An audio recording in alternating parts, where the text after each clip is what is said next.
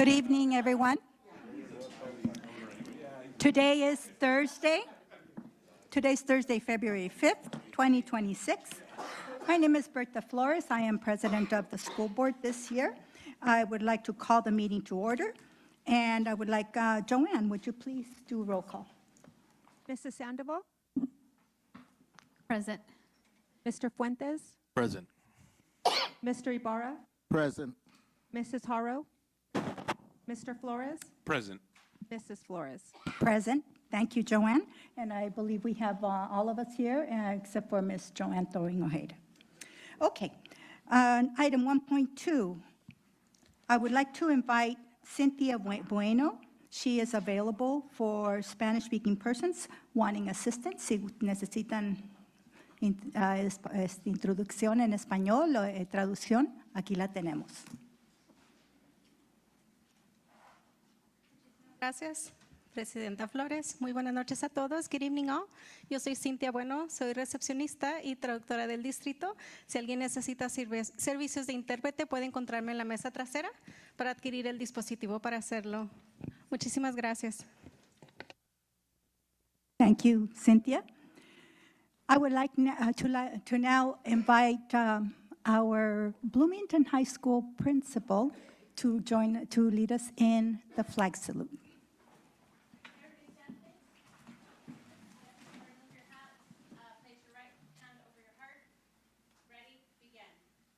Pledge allegiance to the flag of the United States of America and to the republic for which it stands, one nation, under God, indivisible, with liberty and justice for all. Thank you, Principal Yvette. I know her by Yvette. Okay, so we are moving on to the adoption of the February 5th agenda. And there are no amendments, correct? That's correct. Okay, so I need a motion to adopt the agenda. Okay, all right, very good. And do we need to, is that it, Joanne, or do I need to move to make a motion? That's it? Yes. We're good? All those in favor? Yeah. Okay. Okay, so we have a motion with Pat Haro and who else was it? Mr. Fuentes, to approve the agenda as presented. All those in favor? Aye. Opposed? Okay, the motion is approved. Item 2.1, we have one of our high schools, Bloomington High School, today presenting. We have some students here ready to present, and I would like to invite Principal Roman to the podium. Good evening, Board President Flores. Good evening, Board President Flores, board members, Superintendent Dr. Miranda, and members of the audience. It's with great honor and privilege that I get to introduce our senior students. This is their last presentation before the board.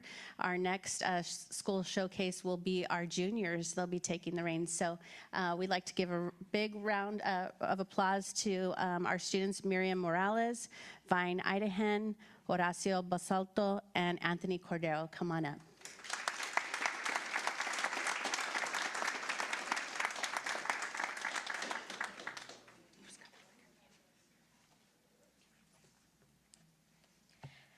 Good evening, board members. My name is Mary Morales. I'm here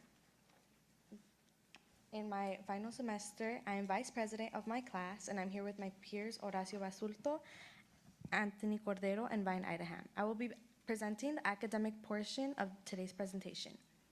This year, BHS has established an SART committee made up of teachers on assignment, counselors, and administrators. The purpose of this team is to develop and implement effective attendance and to better support our students.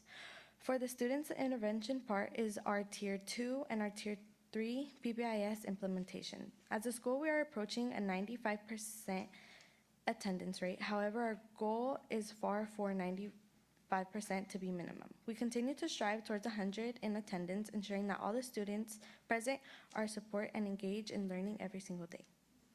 In the past couple months, AVID students have been exploring college options by visiting campuses.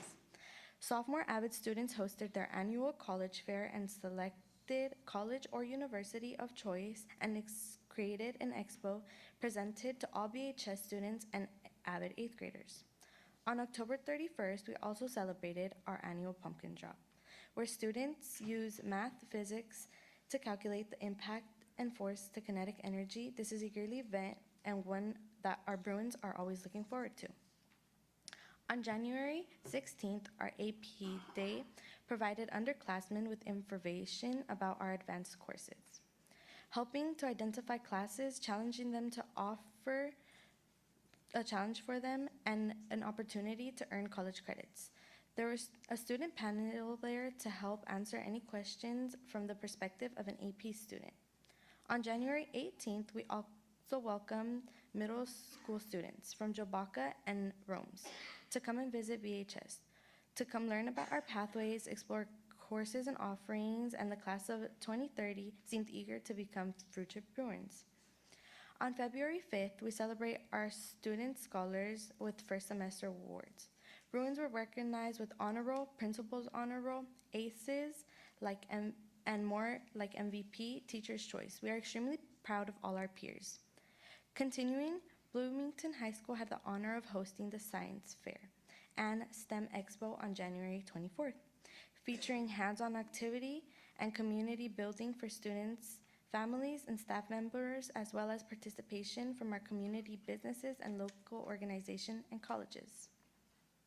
The ELAC committee took an assessment in December to help identify and support the needs of the English learner families. It also provided opportunities for feedback, questions, participation, and in any school decisions. Lastly, BHS held the PIQUE graduation on December 17th. Of the 64 enrolled parents, a huge number of 56 completed the program, strengthening the family engagement and student education. Thank you all for listening to the academic part of the presentation. I will now pass the following part to my peer, Vine Idaham. Thank you. Hello and good evening, Board President Flores, members of the school board, Superintendent Miranda, and members of the audience. My name is Vine Idaham, and I'm a student leader in my senior year at Bloomington High School. Today, I will be presenting our athletics program. We will be highlighting recent athletic events and providing updates on our winter sports teams, from boys soccer all the way down to wrestling. So let us commence. Throughout this winter sports season here in Bloomington, we've had the honor of celebrating several senior nights. These events are a special way to recognize and appreciate our senior students and athletes for their dedication and hard work. For each senior night, ASB helped by setting up photo opportunities and providing sashes and custom posters to make the moment even more memorable.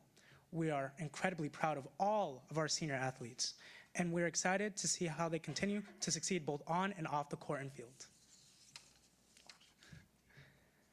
On November 18th, 2025, Bloomington High School and CJUSD joined San Bernardino County Supervisor Joe Baca to celebrate the ribbon cutting of our newly renovated baseball and softball fields. This $5.5 million project was made possible through a combination of funding from Supervisor Baca and community-approved CJUSD bond funds. We are thrilled for our students and athletes, and we look forward to seeing the dedication, effort, and memorable moments that will take place on these fields for many years to come. On January 26, 2006, the Bloomington community came together to celebrate the retirement of a legendary alumni, Everett Gray, and his number 34 jersey. Mr. Gray is widely recognized as one of the Inland Empire's top athletes, even competing in the 1996-97 NBA season, and as a powerful example of dominance both on and off the court. In honor of this special occasion, Supervisor Baca also presented the boys basketball team with a check to support their program and to help ensure continued success. Without a doubt, the number 34 will go down as one of the most memorable numbers in Bloomington history. The boys soccer winter season was meaningful and filled with growth, resilience, and strong team spirit. As varsity player Santiago C. shared, this season was great mentally, full of valuable training and personal development with the team. We are proud to recognize Diego F. and Chrysler C. as student athletes of the month for November and December, representing Bloomington with courage and enthusiasm. We are incredibly proud for the entire team's effort, sportsmanship, and dedication, and we look forward to building on this momentum in future seasons. Next up, the girls' soccer winter season was a great one, defined by strong teamwork, consistency, and outstanding team chemistry. It was clear that their chemistry as a team played a major role in their success and a steady performance throughout the year. We are proud to recognize Yadira F. and Mia B. as the student athletes for the month of November and December, representing Bloomington with excellence and Bruin pride. Next up, the boys' basketball winter season was marked by teamwork, exciting moments, and strong Bruin spirit. As varsity player Kenneth N. shared, the year was a meaningful journey with his teammates, highlighted by an energetic win against Kaiser and memorable defensive plays that motivated the entire team. We are proud to recognize Abel E. and Kenneth N. as the student athletes for the month of November and December. We congratulate the entirety of the boys' basketball team for the resilience and commitment, and we look forward to seeing what they have accomplished in the seasons ahead. The girls' basketball season was filled with growth, teamwork, and Bruin pride. For many of these girls, it was their first time playing basketball, and for some, their very first sport. Yet, they rose to the challenge with determination and hard work. The team competed with heart, displayed strong sportsmanship, and built a supportive bond that truly embodied the school spirit. We are proud to recognize Jasmine G. and Emily G. as the students of the month for November and December, representing Bloomington with pride and bravery. We are incredibly proud of this team and excited to carry this momentum into the next season. Wrestling has had an impressive season this year. Both girls and boys finished with winning records in league matches, earning an outstanding third place overall team standing. We are proud to recognize David B.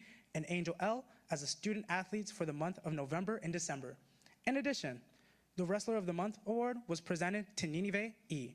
Nineveh is one of the 5 team captains and has played in every tournament this season, a remarkable achievement. Great job to our wrestling team, and way to go, Bruins. Lastly, we'd like to give a huge thank you to our M&O team and the Assistant Superintendent of Services for helping VHS create a beautifully renovated tennis courts. Just yesterday, 2 staff members faced off in an exciting match, and it was a thrilling start to what we know will be many memorable moments. We can't wait to see how our new tennis courts bring excitement and energy to our Bruins.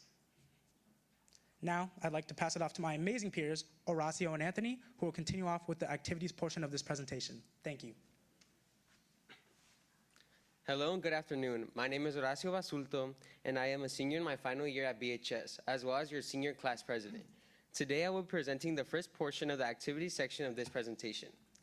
On October 24th, our varsity football team played their last home game of the season. This game also served as a senior night for cheer, band, color guard, and of course, football. It was amazing to see our community come out to support our team and bring so much school spirit for their final home game. In addition to the game, we enjoyed a great halftime performance by our color guard and marching band. It was truly a night to remember. At BHS, our ASB program loves to go all out for every opportunity we have to bring our students together. On October 31st, we held our annual Halloween costume contest. Categories included Best Duo/Group, Most Creative, Funniest, and Scariest.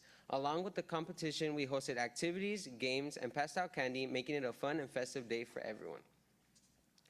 This year, ASB also introduced a brand new event focused on bringing our community together called Spookfest, which took place on October 23rd.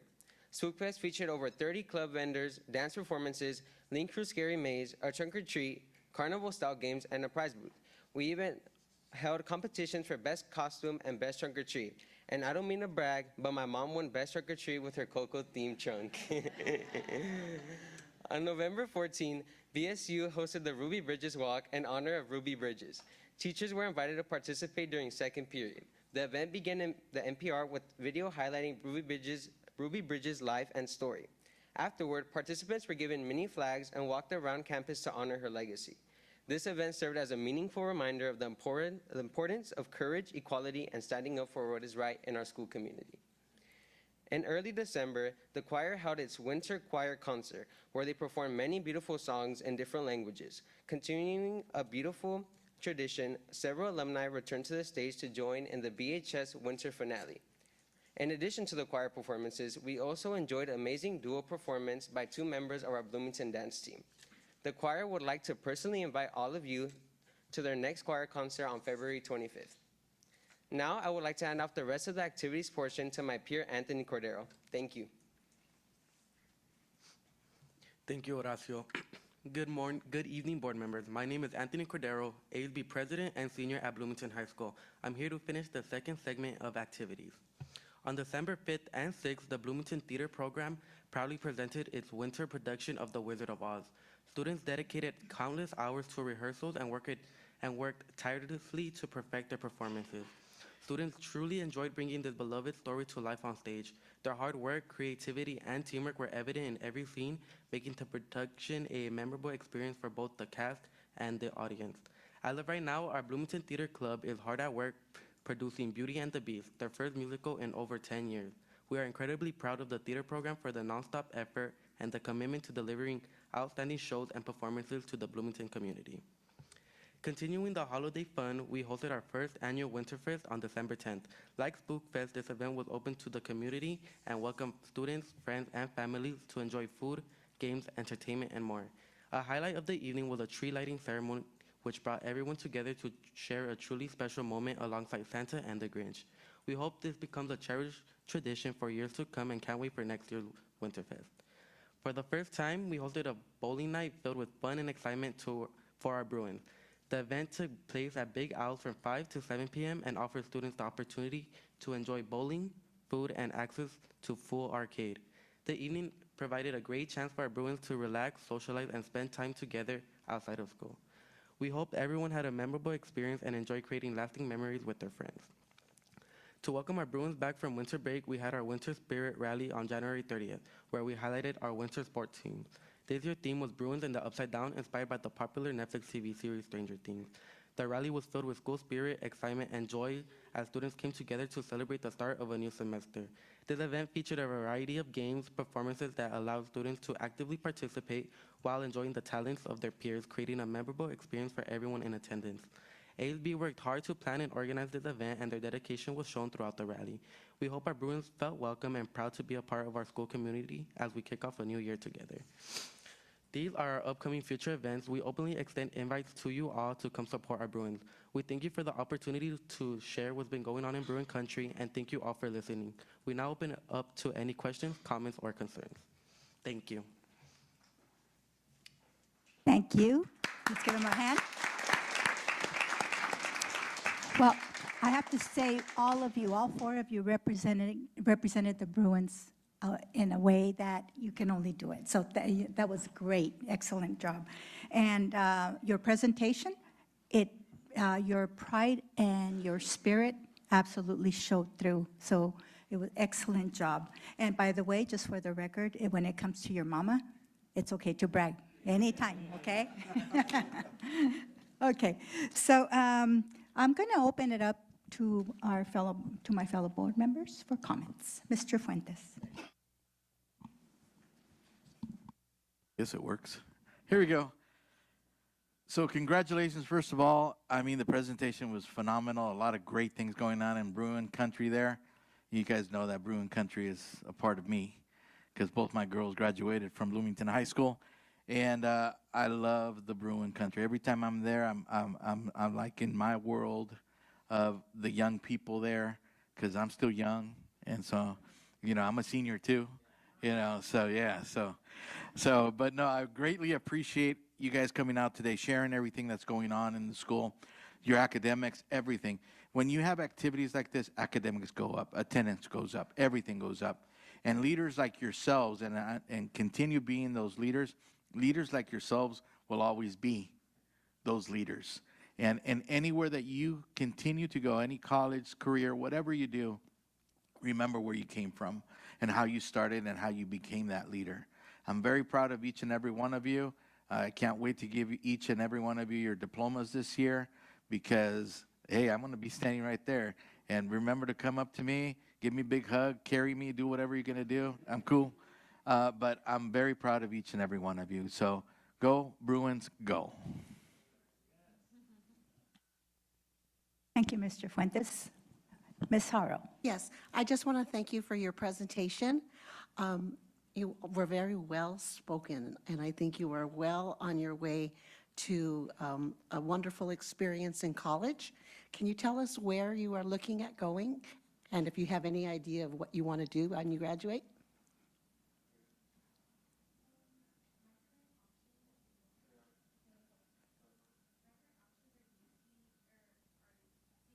And UCLA, and then I want to get my first major in OT, so therapy for kids in special needs, and then hopefully from there move on to a doctor for OBGYN. Best buddies. Get busy. My future plans, I plan to go to either Chafee or Riverside Community. I plan to study real estate, and hopefully in the future I get my broker license. I plan on going to community and then transferring to a 4-year. I want to study communications and business and marketing. Yeah, I like to talk, if you can't tell. Sorry. I applied to Redlands, Cal Baptist, and Cal State San Bernardino, and I got into all three. Hey. Right, and I'm still waiting to hear back from UCs, but I made the decision to go to Cal State San Bernardino, where I will be accepted into doing pre-social work for my major, and hopefully I could stay the full 4 years, get my diploma, get my degree in that, and become a social worker or maybe become a sheriff for the San Bernardino County. Thank you so much. So proud of you all. Board President, I've seen this young man grow up. I know Grandma, I know I've seen him grow up, and he's become a phenomenal man. So congratulations. Yes, we always have to thank the families, the parents for their support. So do we have any parents here today with you? There she goes. Thank you. You must be so proud. My mom too. Trunk or treat whenever. There you go. Yeah. Like I said, it's always okay to brag about our mamas. Okay, so I would just want to say in closing, I wish you the best. We all wish you the best, and you have a bright future ahead of you. We will miss you. We will miss you so much, but we're very, very proud of you, and continue the good work. Thank you so much, Bloomington High School Bruins.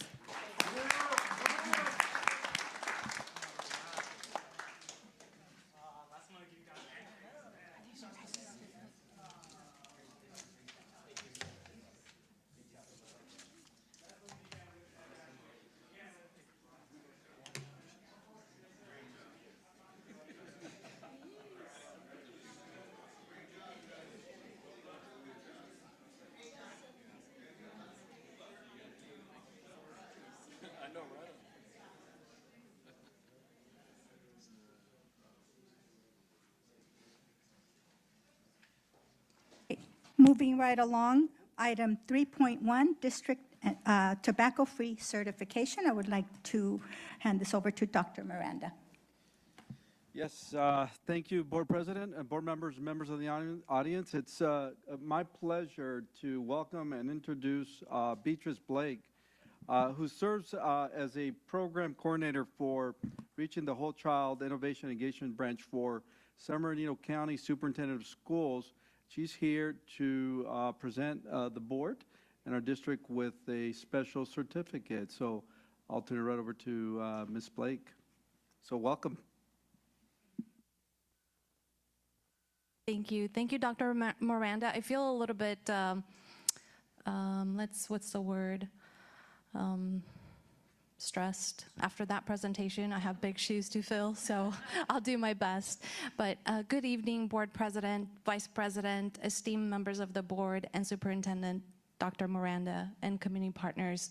It is my pleasure to address you today on behalf of the San Bernardino County Superintendent of Schools Superintendent Ted Alejandre. I am thrilled to extend my heartfelt congratulations to the Colton Joint Unified School District for achieving recognition as a tobacco-free certified district by the California Department of Education. I'd like to take a brief moment, next slide, please, to introduce you to my small but mighty team back at the county office. This team is available to your district as technical support, any resources you may need in regard to substance prevention, mental health resources. Of course, we expand beyond that to anything whole child related resources, mental health, nutritional support, health education framework, and the multi-tier payer fee schedule. We do it all. We're dedicated to supporting districts. But for tonight, next slide, please. I'd like to welcome you to the county recognition for districts that have been tobacco-free certified in our county. You see you're at the very top right there, top right, Colton. The certification is a significant milestone. It reflects your district's unwavering commitment to creating a healthier, safer environment for students and staff. You have board policies, administrative regulations in place, and you have your multi-tier system of support that attests to these efforts across your school campuses. So becoming a tobacco-free district is not just a label, but a testament to your dedication to promoting wellness and prevention tobacco use among your youth and staff. Thank you.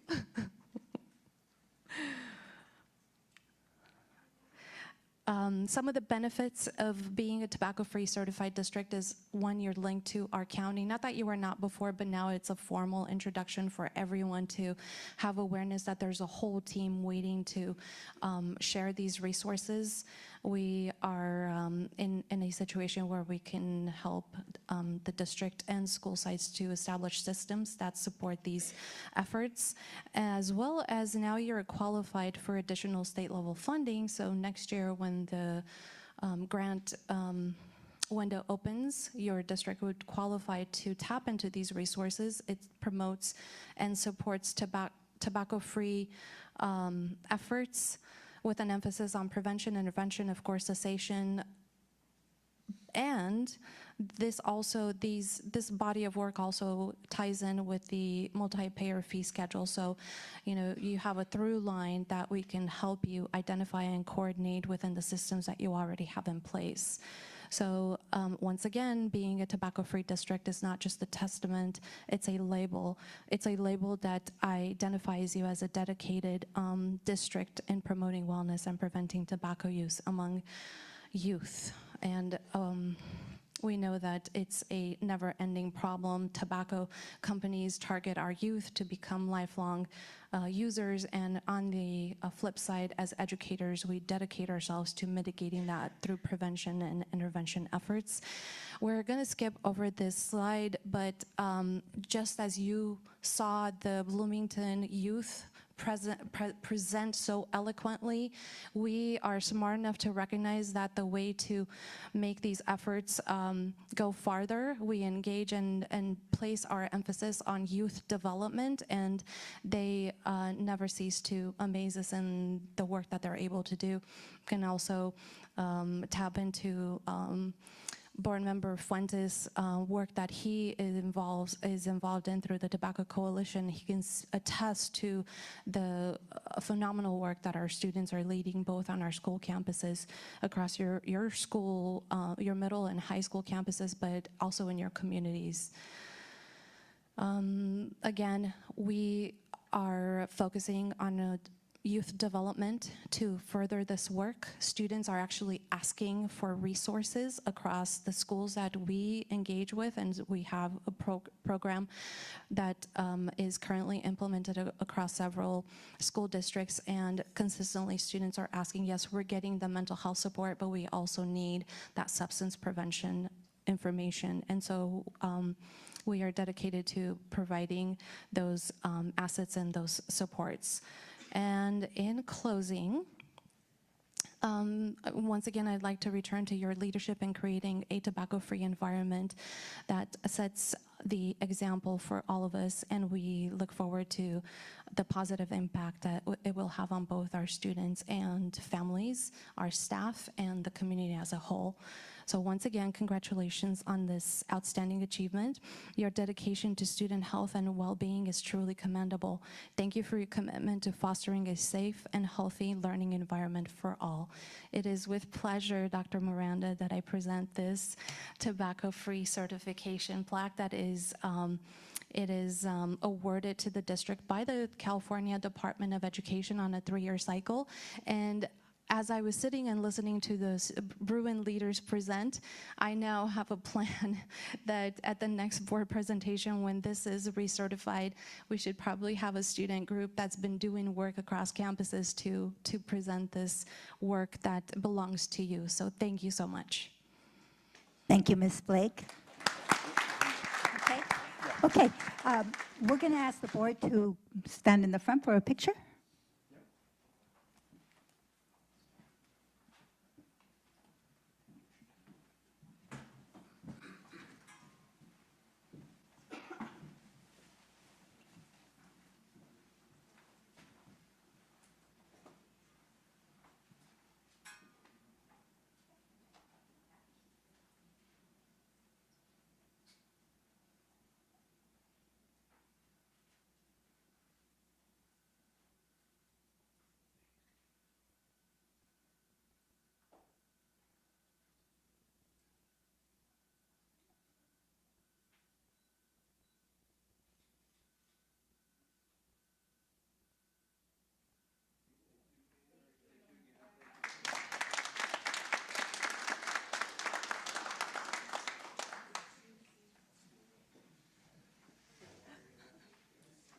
It's in my office. It's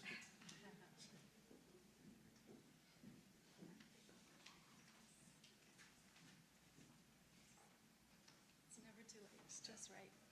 Thank you.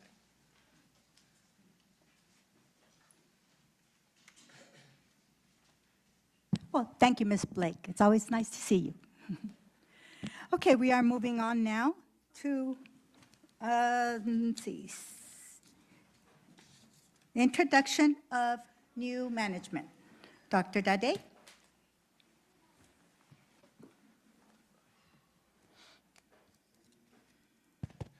Good evening, Board President Flores, board members, Superintendent Dr. Miranda, and our audience members as well. It is my honor and pleasure to introduce some of our new management team members. And I'd like to first start with our new PPS Office Supervisor, Julie Rocha.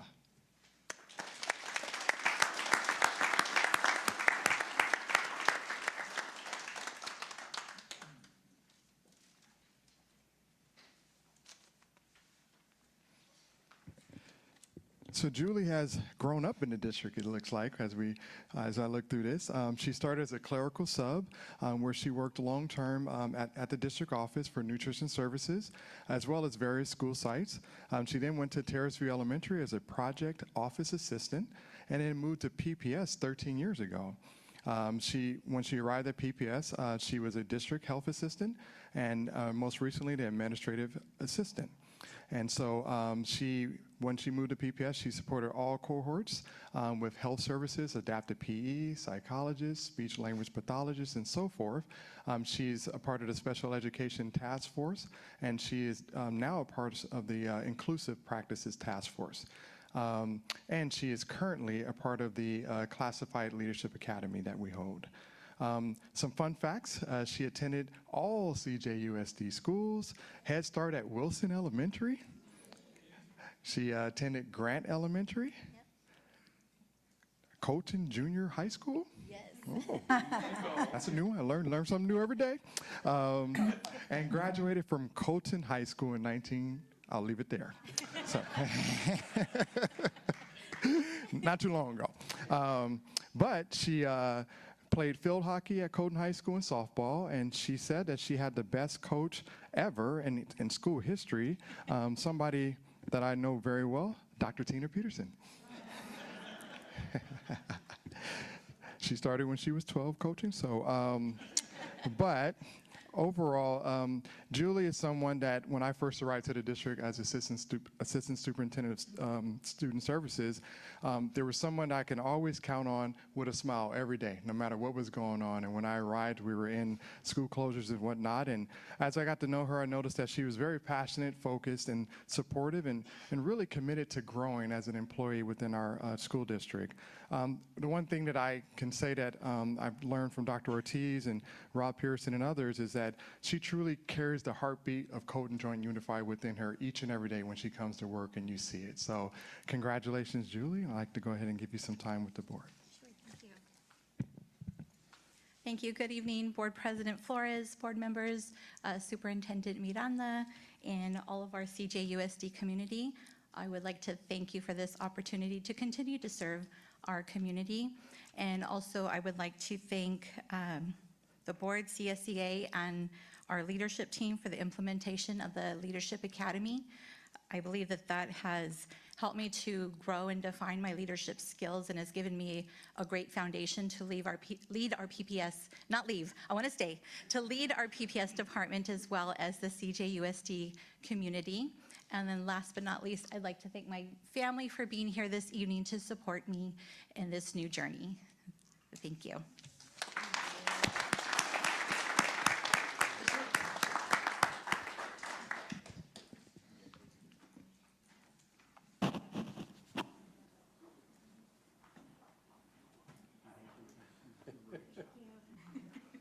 Congratulations. Colton Junior High when I was there too. Yes, that's right, when I was at the Colton Junior High School. Julie, I'm going to ask your family to wave or stand up so we can see you back there. Yeah, there you go.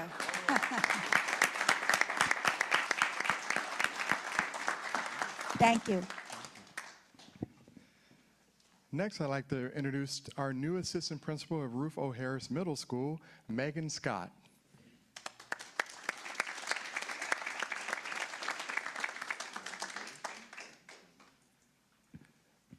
Megan comes to us with several years of experience as an English teacher. While she was over her career as an English teacher, she was the English department chair. She was a PLC team lead. She was a BSU and APAC advisor. She led committees for curriculum development, instructional technology, and she was a teacher mentor, amongst many other things. She has done a lot in her career. She loves coffee. From the reference checks we did, they said Starbucks and Dutch Brothers can't touch her coffee. And so we can't wait to try your coffee. She also is an avid binge watcher of crime TV. What's your favorite one? Law and Order. All right. Yes. I'm addicted to that one too. She is also obsessed with writing utensils, pens, pencils, and markers. If you visit her office, I noticed she has quite an array. But during the reference checks, it was a pleasure to talk to her former colleagues in San Bernardino City. They said she is a major loss to their community. She is a natural leader, a ray of sunshine, and is loved by all. And so we're so happy to have you here in Colton Joint Unified. I'll give you some time with the board. So nice of them. Okay, so I wrote something because I'm a little nervous speaking out loud, and everyone used to ask me how am I going to be a teacher doing that, so I'm getting better. So good evening, Board President Flores, Superintendent Miranda, and members of the board, and thank you to the board for the warm introduction, and Dr. Dade, and welcoming into Colton Joint Unified School District, and for the trust you've placed in me. I'm truly honored to step into the role of an assistant principal and to continue my journey in education here in this district. This opportunity is especially meaningful to me because, like many of everyone I heard in here, I grew up not too far from Ruth O. Harris Middle School, and so being able to serve in a community that helped and shaped who I am makes this role both personal and purposeful. And I just look forward to continuing my passion for supporting students from all backgrounds and making sure every child feels seen, valued, and capable of success. And I look forward to partnering with our staff, families, and community to create opportunities that help students grow. Yeah, And also, I have my beautiful mom back here too.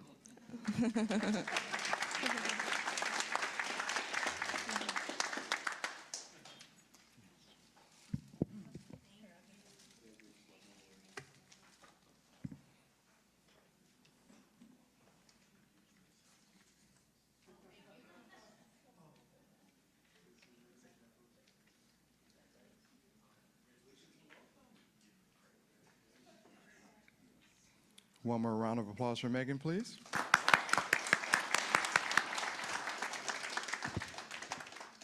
And last but not least, I'd like to introduce our new assistant principal of Joe Baca Middle School, David Ortiz.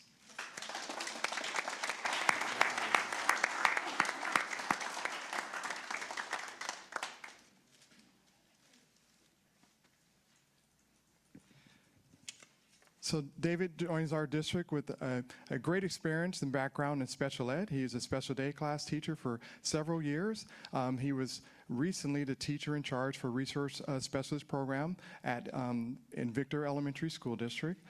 He has been a special education leadership representative for many years. He's been on the teacher advisory committee for many years and school site council. And like I said before, admin designee or teacher in charge for many years and is an LEA representative for IEPs. His fun facts: he enjoys spending time with his wife and 2 children. He loves to play and watch sports. He enjoys watching good movies as well. Our team is often very excited when we do reference checks when they're very good. And so as I came out of my office doing reference checks, I was like, hey, we got David Ortiz, we got David Ortiz.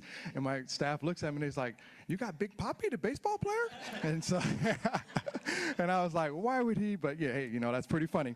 But anyway, no, I said we got the real David Ortiz, you know. But what I heard from Victor was that he's one of the most kindest people you ever meet, always poised during a crisis or any challenging moments, and just has unlimited potential. So if you've talked to the Joe Baca staff, you've already heard examples of his just kindness and just intuitiveness and passion to do what's best for students and staff. So we're so happy to have David join us as well.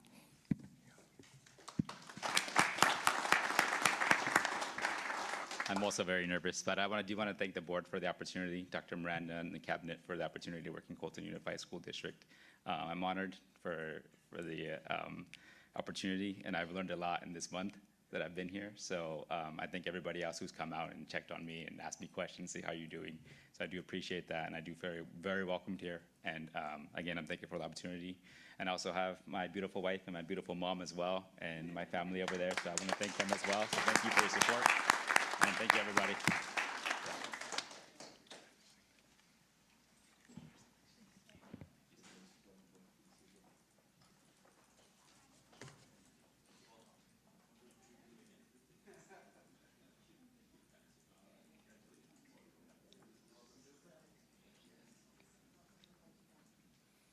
One more round of applause for David, please.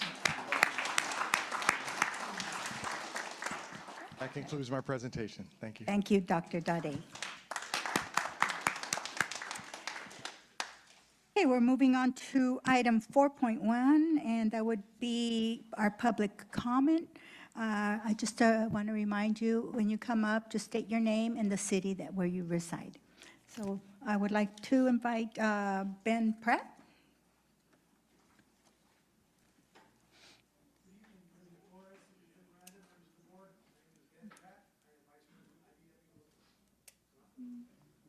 Vice President of IBW Local 477. I represent the electricians here in San Bernardino and Mano County. We are over the moon and excited to announce that our after-school program is finally coming to fruition, if all goes as planned, on the 24th of this month. And I am going to get out of the way because the guys that really make it happen are here. Our Assistant Training Director, Jason Bechtel. He is responsible for the execution of the program. And I am very pleased to introduce a guy that I believe is one of our most dynamic and passionate teachers. As a matter of fact, I don't know anybody that is more passionate about providing opportunity for young people than Mr. Gregory Temple. And I'd like Greg to say a few words if you don't mind. I want to say good evening to everybody. And first, I'll tell you a little bit about myself. I was actually born and raised in San Bernardino, California. And in 1985, I was a person that I played sports. I knew nothing about the construction industry. And I joined the IBW in 1989, so I'm a 37-year member. And I've been teaching at the school for probably the last 4 years. And also I'm the lead instructor there. And not only that, I'm actually the recording secretary for the local. Then also too, I'm a business rep and organizer. So in other words, what we try to do is we try to have pathway programs out there for the kids, that college isn't for everybody. And there's a way out there where you can make a decent living. And we're trying to get a way and a pathway for them, for these kids to go out there, and in 5 years they can make $86 an hour.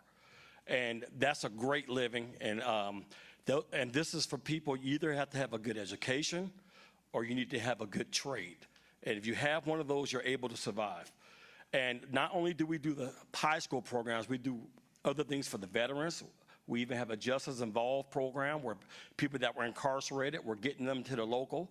So we're very active in our community, and that's what it's all about, and that's what it takes. And why not get our kids to make this money in their own backyard? Because we have large projects, and with this AI boom coming, it needs nothing but electrical. We need electricity everywhere you turn, and our work is booming right now. And I think, Jason, we took in 120 apprentices this year? 112. Yeah, 112 apprentices this year alone, trying to stay ahead of this AI boom and the growing industry of electrical. So I will be the instructor. I enjoy doing it. It's something I know, and out of 37 years of experience, some of your largest jobs that you pass by, even on the way to Vegas, I pretty much, when I was in the field, I ran those jobs. And so the experience is there. And we want to make sure that we let our kids know not to fall into these traps. And when I say traps, I mean if they're interested in electrical, sorry, I talk too much. But if they're interested in electrical, they get caught up in trade schools that's going to charge them $27,000 for 7 months, and then they're going to send them right to me after they're done. Our apprenticeship program, we send them out to work to make a good living while they're going to school, and it's absolutely free for them.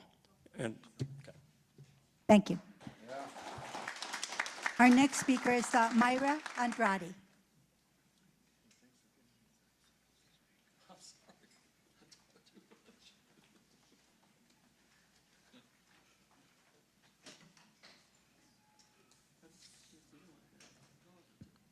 Good evening, Honorable President, Superintendent, and the board.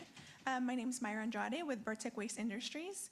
I would like to take a moment of your time to introduce our newest educational tool, our school activity packet, all about waste and recycling. So one of the biggest regulations within our industry is Senate Bill 1383, and it focuses on reducing 75% of organic waste from landfills. So because of that, education is a key portion of this to achieve this goal. In that, Vertec has created the school activity packet, all about waste and recycling, tailored for our future leaders in sustainability from TK to second grade. Now, if you open up your packet, you will find a sample lesson that teachers can utilize as they see fit. There's also a QR code that parents and teachers can scan for additional information, resources, and activity sheets. We also include an illustrated book that introduces our three main characters called Barrels of Fun. It has the black barrel for trash, blue barrel for recycling, and the green barrel for organics. This teaches students how to properly sort their items and what happens once these items have been picked up by the Vertec truck and taken to the facility. We also include activity sheets with a variety of thought-provoking exercises. So you can see coloring sheets, counting sheets, as well as what goes where matching games as well. And then we also have educational posters that teachers can place within their highest traffic areas that also teach students how to properly sort their items and to place them in the correct container. With that being said, I would like to thank the Superintendent's Office as well as the Department of Educational Services for allowing us to collaborate with them. We were able to place one packet of our new education packets within each second grade to TK classrooms within Vertec Services servicing areas. So thank you again, and I'd be happy to answer any questions that you may have. Well, thank you, Myra. I think we're good. Yeah. Okay, thank you so much. Our next speaker is Lisa Villa.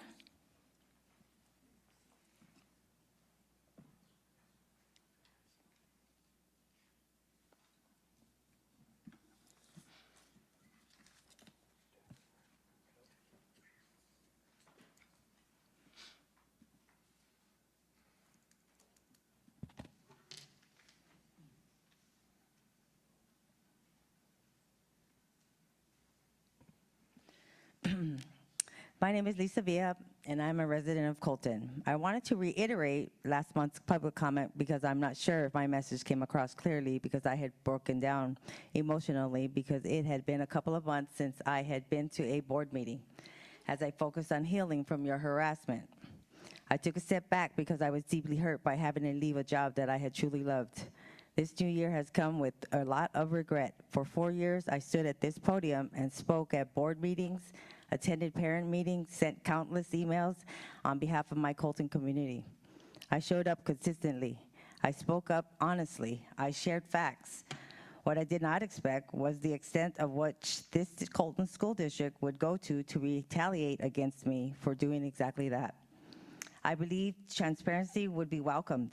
I believed that sharing the truth would lead to accountability and improvement. Instead, those who harassed me, as well as other staff members and students, were promoted. The staff who failed our students were promoted. Staff who harmed our students were transferred, not held accountable.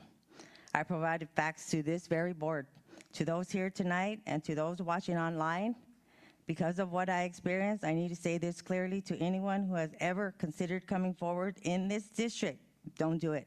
It is not worth it. Before, even while I was being harassed, I was still able to show up on campus every day and help students and families in my community. Now, when students and parents reach out to me when they are being bullied or when they are struggling academically, I am no longer able to help them in the way I once could. That is the greatest loss for me. I gave 34 years of this to this district, and you had no regard for me whatsoever. You allowed security supervisors to harass me. I even tried to continue serving this community as an instructional aide, simply to move forward, and that opportunity was blocked as well. So I have to ask, what is being protected here in this district? See something, say something means nothing. Mandated reporting means nothing. Accountability is selected. If you protect who you choose to protect, you move around who you choose to move around, and you target who you choose to target. There was nothing more I could do about my own situation, but if sharing this can prevent even one person from going through what I went through, then you hear me clearly. Speaking up here comes at a cost. I've already paid that price. I have nothing left to lose. I never sued this district because I never wanted resources taken away from students. My focus has always been and will always be the kids. Thank you. Good night. Thank you, Ms. Villa. Okay, we are moving on now to 5.0. We have the Local Control and Accountability Plan Mid-Year Supplement Educational Service Division. Dr. Peterson. Good evening, Board President Flores, board members, Superintendent Dr. Miranda, and members of the audience. I know you're all going to be disappointed tonight because I won't be presenting to you, but I'm going to turn it over to my Director of School Improvement and Accountability, Joda Murphy, to make the presentation tonight. Good evening, Board President Flores, board members, Superintendent Dr. Miranda, and members of the audience, where there will be a check for understanding on the LCAP. I am here today to give you the LCAP update on our progress on our metrics, the status of our LCAP, and the implementation status of our different actions. SB 114 requires that we give an update status on these requirements to our board by February 28th. And you're going to see the chronological timeline of what has occurred with the LCAP this year. And you can see that we're now at the point where the LCAP survey has been administered. It's been sent out, and we're hoping that everyone takes this survey. And please notice that we will be back again in June to give you our final update on the LCAP. So this slide is going to present to you the details on our budget and how much money has been spent since first interim October 31st. And so throughout this slideshow, we're going to share metric information with you. And this metric information is basically checkpoints to determine the effectiveness of our different actions. And so when I'm reporting out on these, I'm going to talk to you about the information is unavailable because the information is due at the end of the year, or it's in progress, or else it's known and then it will be stated in green. Goal number 1 talks about equitable access for all and really centers around closing the achievement gap for our students. And so in these charts that you're going to see throughout, you're going to see that there's a metric column on how we measure our actions, the desired goal that we have in 3 years because the LCAP is written in 3-year increments, and how we have been doing this past year and last year also. And as you can see, we're in year 2 of this. And I want to highlight on here the percentage of pathway completers has already surpassed the 3-year goal that we set. And this is a continuation of Goal 1, our metrics in progress. And I always feel like this is one of my favorite slides throughout, as it shows how we are meeting or exceeding our metrics, or else the data is going to become available towards the end of the year. And now we're still in Goal 1, but now what we're doing is we're looking at the different actions in our LCAP in the first column, how much money was budgeted, and then how much money was spent by October 31st. And so the implementation column describes how we are doing in our progress towards our implementation. And I am going to have you take note that throughout, there are going to be notes in the implementation status where it explains, like in semester 2 is when a lot of the expenditures are made, because I think that helps to explain the difference in what's going on with our funds. So this slide is showing many different examples of how we are implementing our actions as planned, yet many of these expenditures are going to hit semester 2. And so you can see here that this is how much money has been budgeted for Goal 1, as well as how much money was spent as of October 31st. Goal number 2 focuses on academic achievement for all, and a special highlight and a shout out because so many different people were involved in the graduation metric and how we've already surpassed our 3-year goal for this. So thank you to everyone who's been involved in the work for that. And this is a continuation of our Goal 2, and if you look at this slide, you're going to see the growth in our MAPS scores over the years. Again, this is a continuation of our Goal 2 metrics, and you can see the different progress for that. And then for Goal 2, this is our progress of our implementation of our program and expenditures. And this is where you're really going to see that a number of our expenditures are going to hit semester 2. And so you'll see a discrepancy then when you see that slide. And we're highlighting in here like the different actions that we have for technology, instructional assistance, collaboration, which we know is so important to the effectiveness of our schools. And then you'll see in here how we're highlighting our actions towards the science fair and our equity work, and those are also features of Goal 2. And so you can see in here the expenditures that have been made in Goal 2. So goal number 3 is focusing on wellness, which is really about school climate. And you can see on here a little shout out about the suspension rates and the dropout rates, that you can see the decrease in that, which is always nice to see. And then again, here's our continuation of our Goal 3 metrics. For goal number 3, you can see the different expenditures and actions that we're making for this, and really highlighting them, our clinical supervisors, our clinical therapists, that when you talk to our students, they talk about the importance of that, as well as our nurses and health assistants. And then these are expenditures as of October 31st.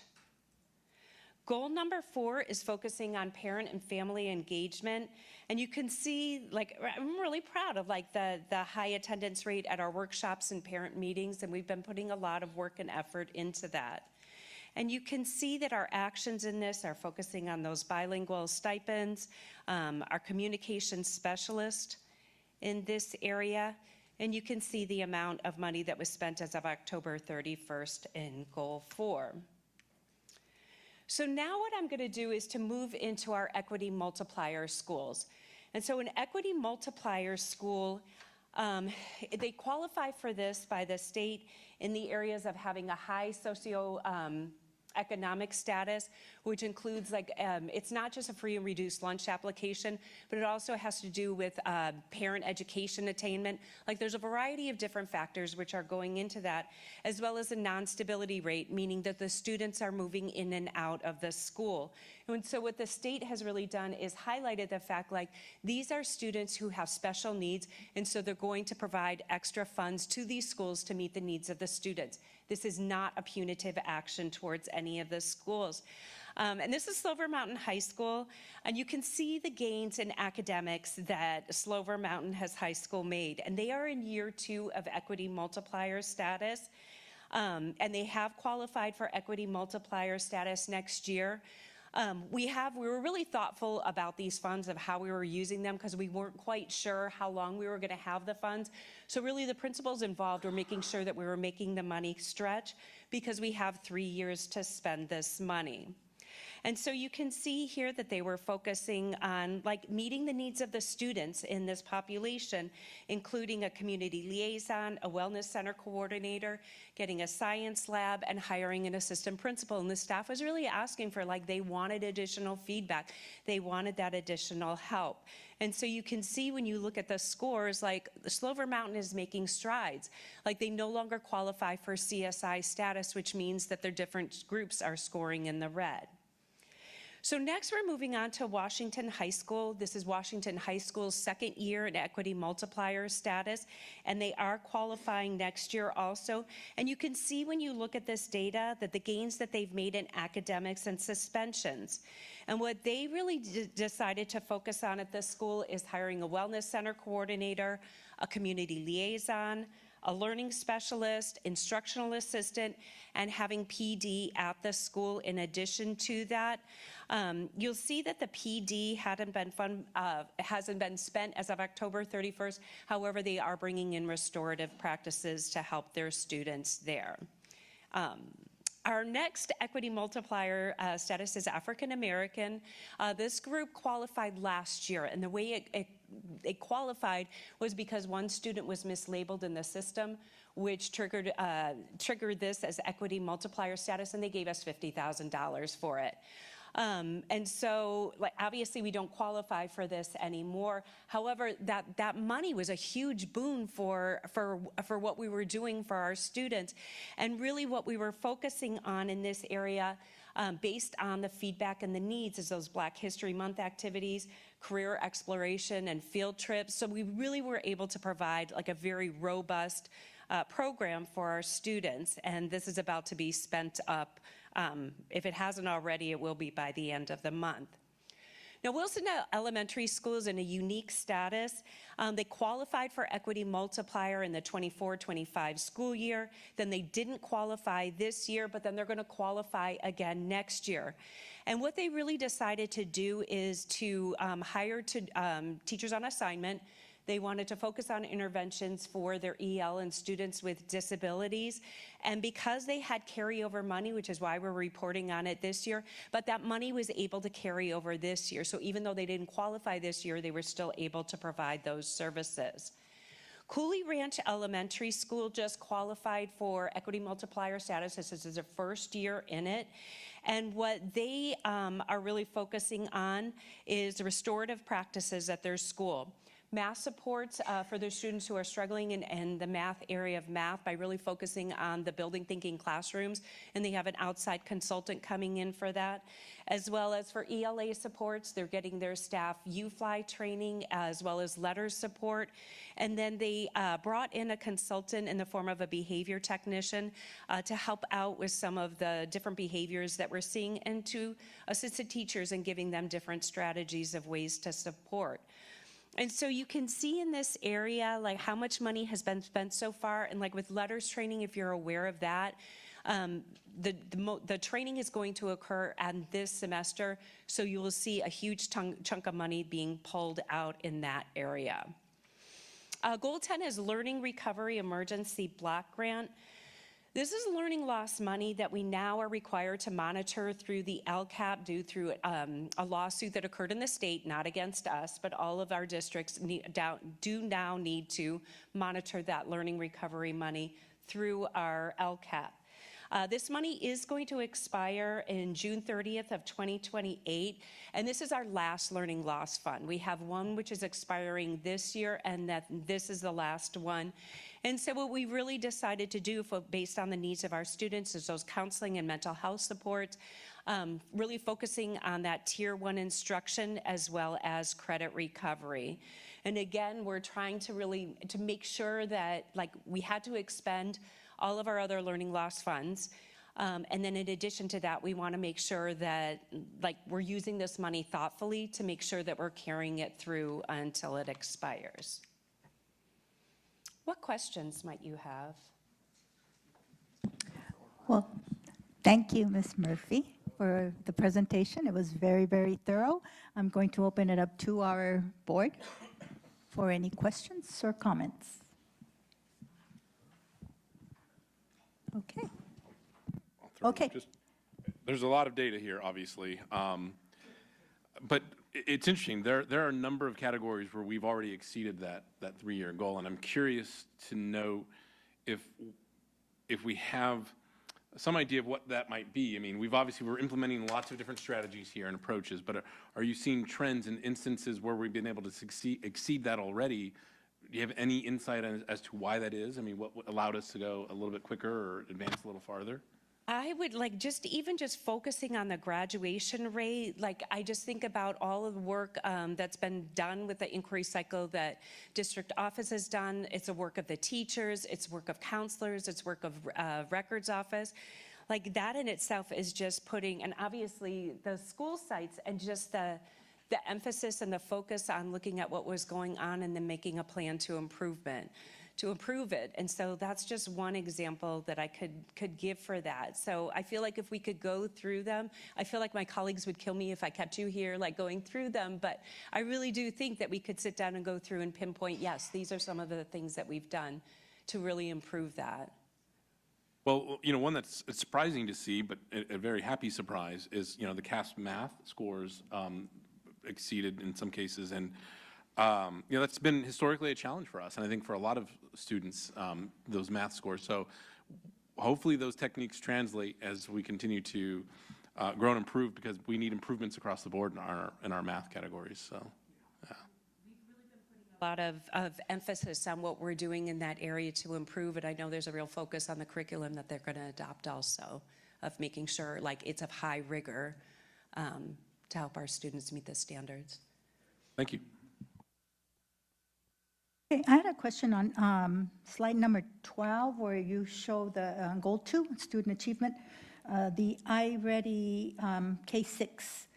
Okay, the desired outcome was 41 for reading and 34 for math. If I'm reading this correctly, it was in 2024-25, it was reading was 27, and then the 25-26, they went down to 26. Okay, and then, makes me question, what could be causing that? We're training a lot of teachers. We have a lot of, good strategies. So, and then the other one is also, this is in math, 16%, and then it went down to 15%, and I think we touched on that already. We're hoping that the new adoption can help us with that. And I know, and Dr. Hyder is very, he's very on it with looking at the scores and seeing the trends and seeing then what can be done to help intervene now, because we don't want to wait until the CASP scores come out. So those things are already being looked at now to intervene. If I can just add just to that a little bit, that when you look at the iReady K6 and you look at the assessments, those are formative assessments that are done throughout the school year. So they definitely benchmarks out there. They're not the CASP scores, as I know Board Member Flores had mentioned that. That's the state testing. However, but you make a great point. And then a point that we've been discussing, and recently we had meetings with our principals, and we're meeting with principals on data chats on that to look at, because this data that you see here is, you know, and again, the 25-26 data, that's more recent. I believe was that the first, the mid-year? Okay. So, so we, you know, as we're meeting with the teams, we're saying what adjustments, what course correction do we need to make from now until testing in April? So good observation. I just wanted to make sure that people understand there's formative throughout the year, and then there's summative, and that's a, you know, that's important to note. Thank you. Thank you for that clarification. Thank you. I believe that's it, Ms. Murphy. Thank you so much for your presentation.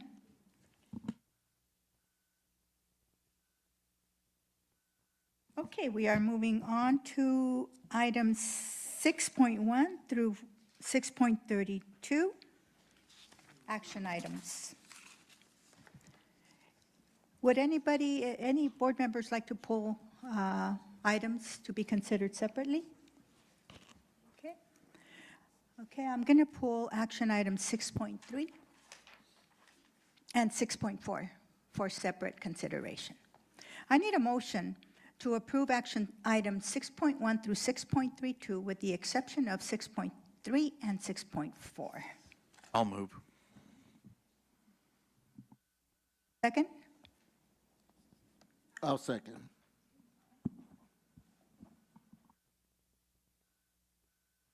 Okay, I have a motion from Board Member Fuentes and second by Board Member Ibarra to approve action items 6.1 through 6.32 with the exception of 6.3 and 6.4. All those in favor? Aye. All those opposed? Okay. On motion by Board Member Fuentes and Board Member Ibarra and carried on a 6-0 vote, the board approved action items 6.1 through 6.32 with the exception of 6.3 and 6.4.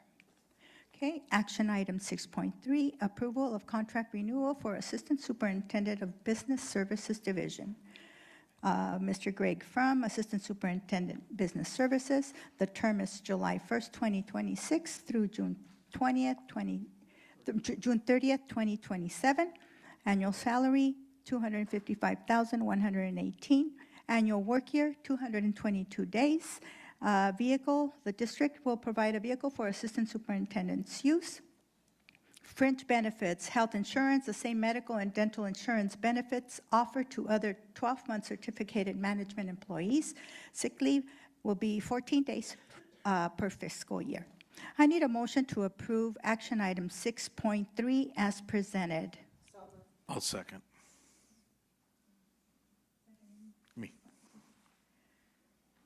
Okay, I have a motion by Board Member Haro and second by Board Member Fuentes to approve the contract renewal for the Assistant Superintendent of Business Services as presented. Joanne, can we have a roll call vote, please?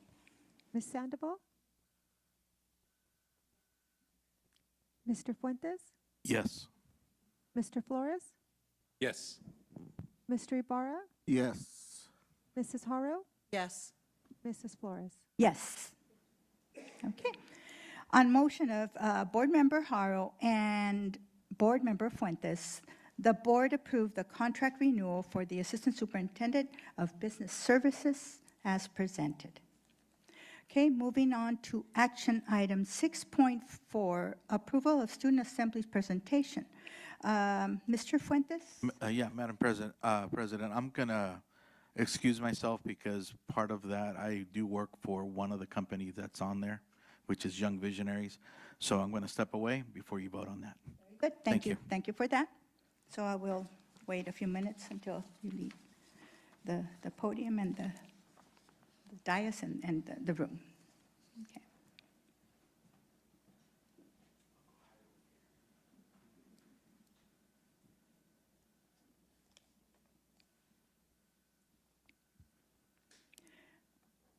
Okay, I need a motion to approve action item 6.4 as presented. So move. Second? I'll second.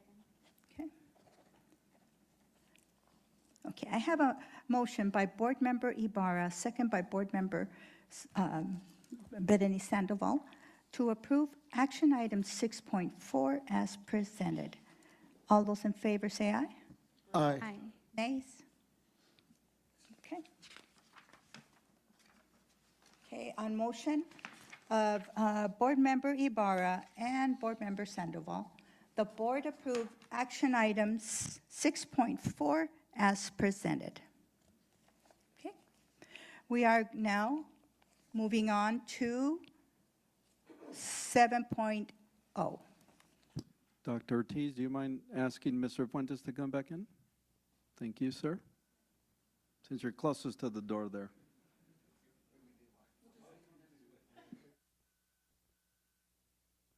We do want him back.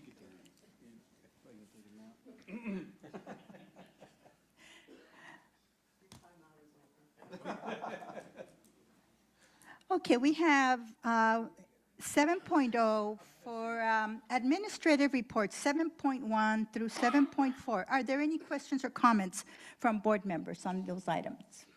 No comments? Okay, very good. Item 7.5, we do not have a facilities update. Item 7.6, ACE update. I would like to invite Ms. Parachi.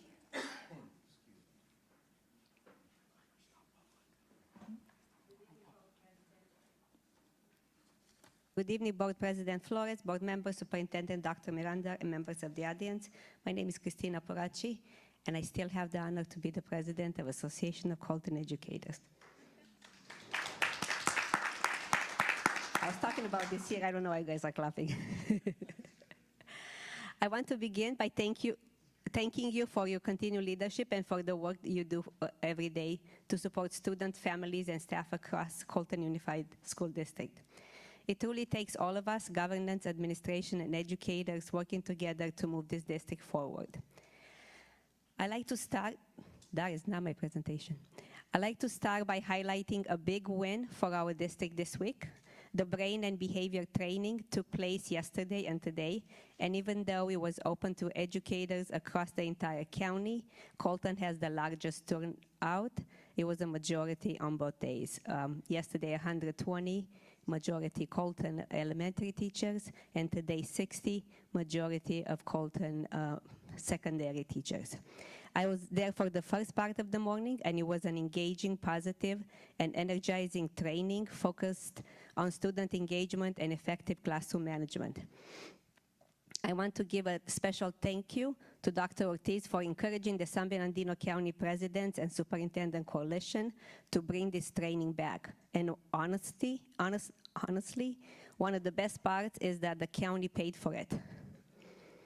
That kind of partnership matters, and it shows that possibly when we work together in support of our staff and students. And I'm planning to bring more next year. Make the county pay. Where is she? Is she gone? Yeah. Make the county pay and send our teachers.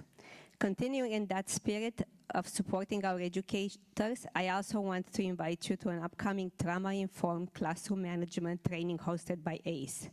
This session will focus on how trauma impacts students emotionally, physically, and behaviorally, and how teachers can implement strategies that benefit all students.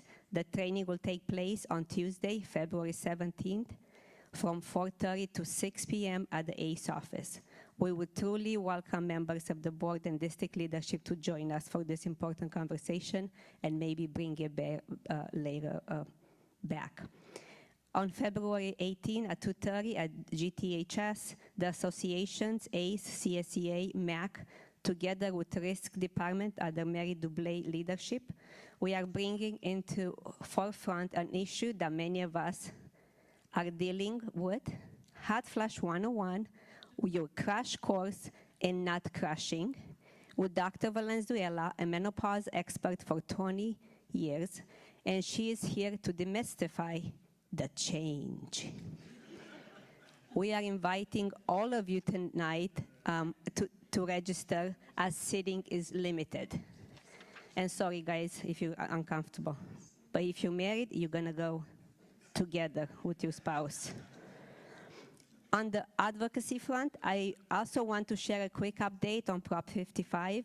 In our district, 65% of the certificated members have already signed on in support, and our goal is to reach 85.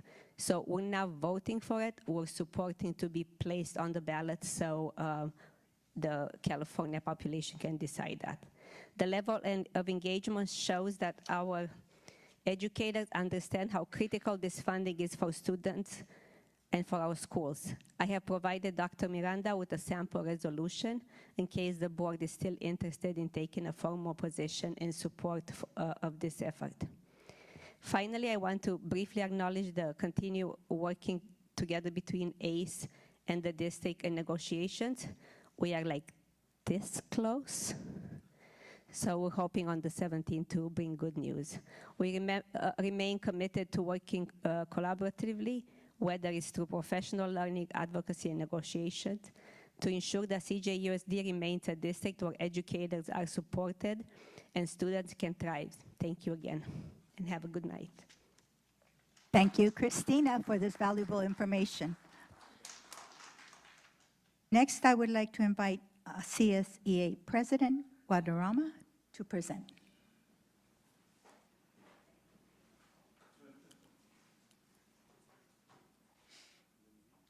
Came rolling deep tonight. Good evening, Board President Flores, board members, Superintendent Dr. Miranda, and members of the audience. Anthony Guadarrama, CSEA Chapter President, Colton 244.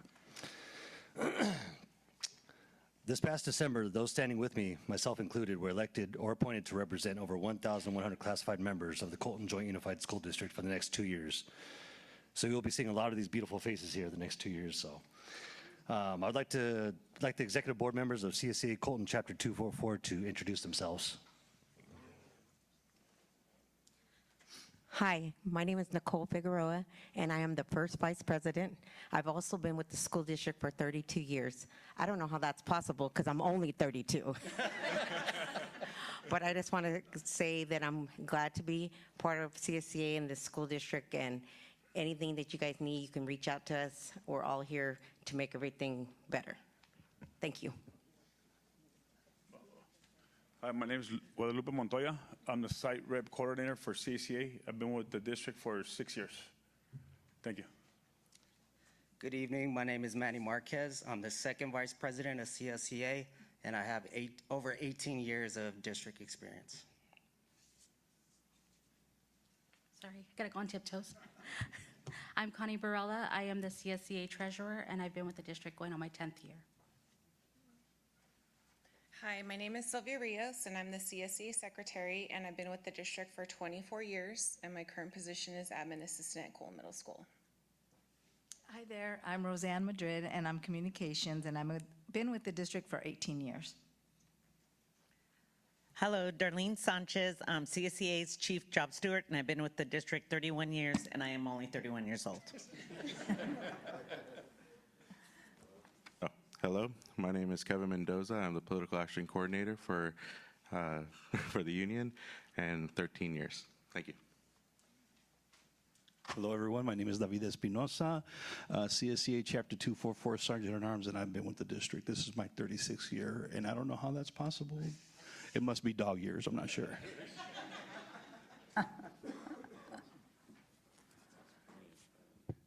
So this e-board is one of the most experienced and dedicated that I've had the pleasure of serving with. With a combined experience of 217 years with the Colton Joint Unified School District, it's safe to say our roots run deep in this district. Many of our CSEA board members are products of CJUSD, and many of us have had or currently have our own children attending schools in our district. Again, proving our dedication to this district. Dedication, it's a powerful word. It's kind of crazy because 3 of our board members, Nicole Figueroa, Darlene Sanchez, and David Espinoza, account for 100 years of the previously mentioned experience. And 2 of our board members, Louis Pacheco, who's not here tonight, and David Espinoza, have spent their entire lives in the Colton Joint Unified School District, literally attending K through 12, and then started working with the district straight out of high school. Many of our members share the same situation, same stories. All this to say, we truly love our district. We love our communities, we love our members, and we are dedicated to representing them to the best of our abilities. I look forward to the continued collaboration between the Board of Education, District Administration, CSEA, and our ACE brothers and sisters, because without each other, each and every one of us, we cannot achieve our goal of providing our students with the best possible education that they deserve. With that, I want to thank everyone and have a great evening. Thank you. Let's give them a round of applause. Anthony, I really appreciate you bringing the whole group, and I'm really happy to see all of you here and see your faces so that when we're out and about, we can say hello. Okay, very well. We're going on to our superintendent, let's see, MAC update. And Principal Roman is coming.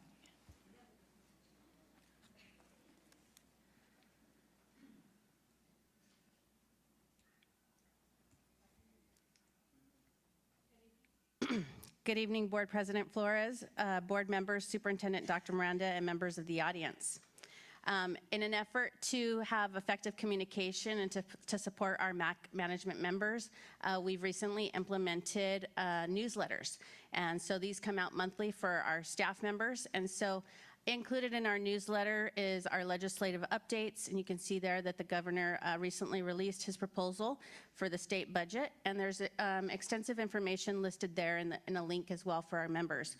Also, AXA also hosts a legislative lunch break where different individuals are able to share highlights and information pertaining to legislation. So it's a great little opportunity for someone to watch and catch up on some of the updates legislatively, the things that affect our members.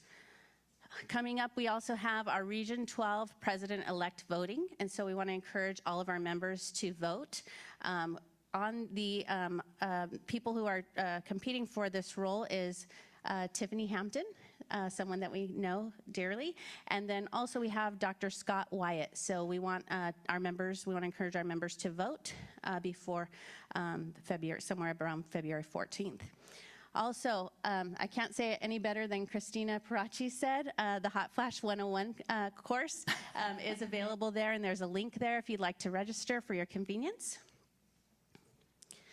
And then also we have our Region 12, 19, CABE, and CALSA IE networking event. So we want to highlight this opportunity for our members to attend, to connect, and to engage with others on February 20th.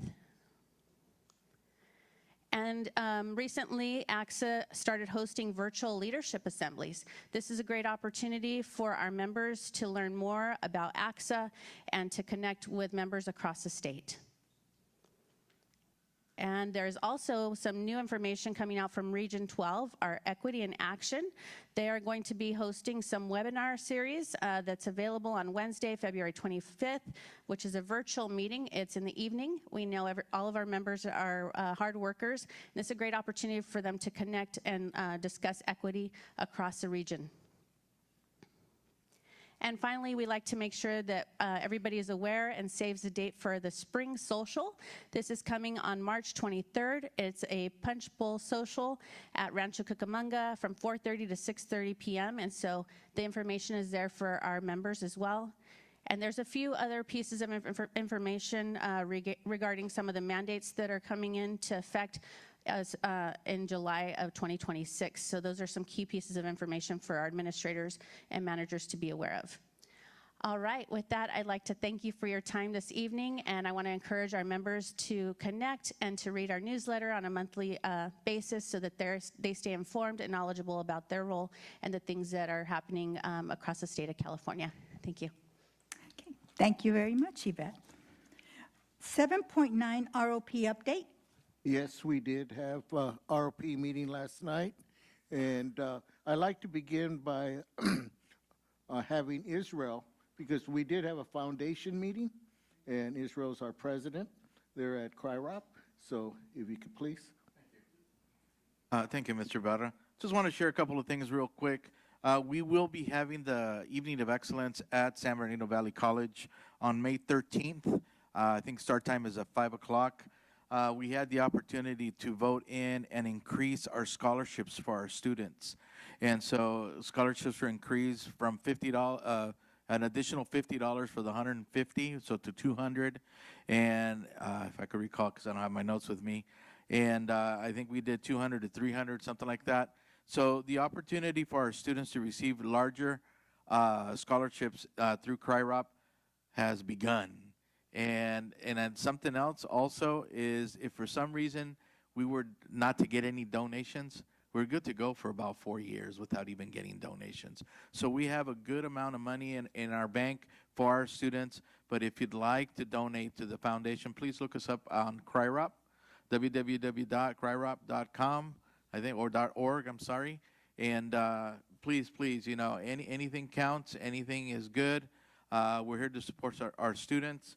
And again, May 13th, we invite each and every one of you to come out to Valley College, and you'll see a whole array of our pathways, our career technical education, and we'll have it out there in the lawn area, and then we'll have the presentation of the scholarships inside the theater. Thank you. Thank you, Israel. Pat, do you have anything? Yeah, I do. Okay. I just want to say, I said it last night, but I want to thank the 17 teachers that came from CRIROP that worked at the STEAM Expo with their students. You know, very grateful to them that they came out and worked the event, and it was really a great attendance to the STEAM event. And I also want to make a comment, and I apologize, Ms. Hatter, that I was unable to make it to the graduation. But I don't know if you noticed, I've been coughing all night, so it hasn't gone away. But our manager, Scott Raines, at our meeting last night, commented on the adult school graduation and how wonderful it was to honor these parents and for what they accomplished.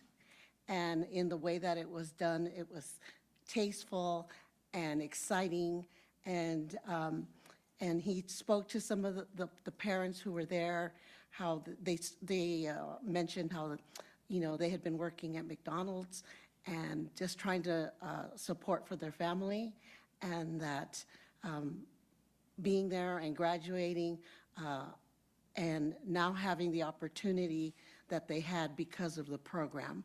And each of them received, you know, all got jobs. So it was really exciting to share with the staff, so everybody could hear the wonderful things that our Colton adult graduation, how it was. So I just wanted to make sure I mentioned it because everybody needed to hear how wonderful it was. I know some of my colleagues were there, but I just wanted to mention that. So thank you for all you do. Thank you, Pat. Yeah. Thank you so much for that. Yeah, no. And you have your report. Yes, I have my report too. One of the things that drives our programs is funding. We all know that. And there's times where we have to go out and get additional funding. And one of the things that they shared with us yesterday, that CRIROP was awarded a $2.7 million in a CTE incentive grant for the program. Along with that, they also were awarded $1.9 million for a 12 through K strong workforce program, which just based on the outcomes and what we've seen them being able to do over the years, you know, the extra funding, their diligence to go out and strive for that extra funding makes a big difference. Really, really big difference. They also shared that there was additional awards of $1,990,996 for technology infrastructure. And so that they're going to be looking to strengthen digital fluency. They're going to look at AI integration. They're going to be looking to expand professional capacity and support in those areas, build collaborations and innovation structures, something they call Teachers Tech Titans, to lead peer collaborations in those technical areas. And what amazes us as a board, as most of you guys realize that, you know, the board is made up of school board members from Redlands, Yucaipa, and Colton, is that, you know, they do it, and they continue to do and provide additional funding, and they search out for areas that we need as a district so that they could support the career technical educational studies of our students. Because like I've always said, I think one of the things that is so important for our students to have a direction. Yes, we provide the academics, but if we can give them options and career-based options and something that is viable for the future for them, that just only enhances their direction and what they're able to do in the future. So I just, want to say, I think that Colton Redlands UCAP ROP is our #1 supporter in the district. And they've been that for years. And together with what we do, the wonderful things we do as a district, they provide us the additional education to our students that will take them over the top. So I just wanted to mention that as well. Along with the 13 teachers attending the STEAM, we also have our award-winning Bloomington High School Virtual Enterprise team out at Bakersfield right now. And we know that they continue to win. They win all the way through New York, they win. So we could be very proud of that. Cone High School sports medicine students attended the high school sports medicine seminar that was held at Intuit Dome. So CRIROP is taking our students out so that they not only get the experience by being out with others, but there's networking opportunities. When you're out there, we know that who knows who you're going to meet and how they could help our students in the future. So that's wonderful. And Cone High School's mechatronics students toured the UC Riverside School of Engineering, and they participated in a breakout session with one of the professors at UC Riverside. So they're getting all that exposure and all that. And a lot of that happens because of the education we provide them. Getting into computers, getting into mechanics, getting into aviation, getting into all those requires science and math and language arts. And that's what we provide. We give them those opportunities. And together, I see a great partnership that we can't ignore, and we need to make it thrive. So I just wanted to mention that. And if my colleagues don't have anything else to add, no? Okay. Thank you, Bertha. Thank you, thank you. Now we're moving on to 8.1, our superintendent's communique. All right. Well, thank you, Board President, board members, and everybody that's out there and online this evening. As soon as the slide goes up, I'm very, very proud and thrilled to announce our, with the first slide, the community cabinet. There we go. All right. So you see that ready for the future. And, a lot of talk about AI and what's happening with that. So I want to share that we're going to have it here Wednesday, February 18th at 10 o'clock. This event is great because parents come out, community members, business partners, and just a lot of folks are out here. It's going to be a hands-on AI training led by our own district experts that are doing incredible work and actually are leaders in the area. Right, Dr. Peterson looks at me. Hopefully you're not surprised by that. No, she's not. All right. This interactive experience is going to empower attendees with practical knowledge of artificial intelligence, so providing insight for them on this rapidly evolving technology that's shaping not just teaching, but learning and the future workforce, as Board Member Ibarra is stating there. And so we want to make sure that these innovative AI initiatives and we have an incredible robotics hands-on program that we're going to highlight too. And we're going to have, of course, CJ students performing here. Our step dancers will be here, and we're celebrating also Black History Month. So we'll have them out and we'll be dancing. Look, what we're really promoting is creativity, problem solving, confident coders, future innovators. This is what Colton's all about. So we hope that parents come out, members of the community come out. Everybody should have seen a card. You see the QR code there. Please sign up. Seats are going to be packed here for the event for sure. So I think we've already have at least 90 people signed up, right, Ms. Orloff?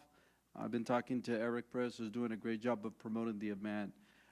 So come out, have fun, learn, and you'll be able to apply that knowledge and get to meet some of our amazing students. Oh, and let me mention our wonderful students at Terrace View Elementary, guitar players. I don't want to you do not want to miss that because we're going to have a performance from our guitar players. And so it's going to just be an incredible day here. So don't miss it.